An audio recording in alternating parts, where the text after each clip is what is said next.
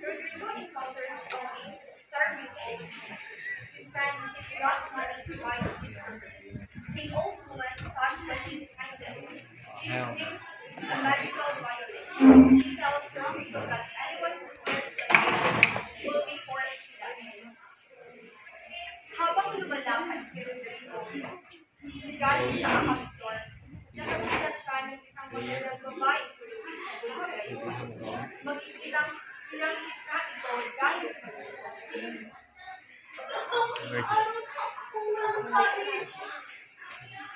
yun ang sabi ng matanda na halos pagulong ng matapat sa kanya. Naaawa si Rodrigo sa matanda kaya pumili siya ng pagkain. Maghintay ka muna dito, hindi ako ng pagkain. Gamit ang natirang barya mula sa Kabili ko ng dito pinapay. Magdalawa ko. No.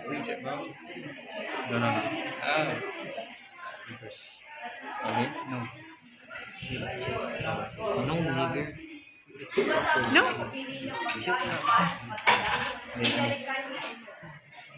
That's what I did, Clavin. Kumain kayo. Nice man. Thanks. Thanks.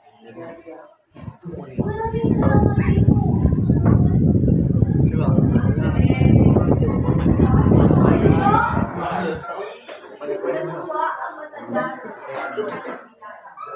Ngunit naawa siya rito at kwento niya ang pagkakalat sa amo niya.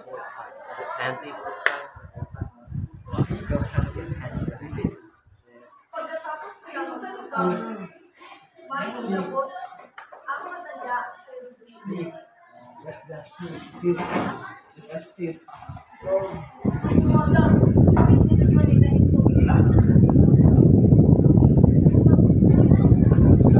Ayaw ang lahat kapag itinugtog mo ito.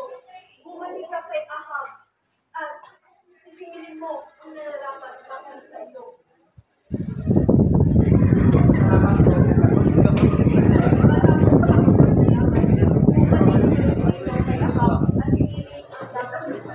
Nangayalat sino yun? Kaon, pwede ko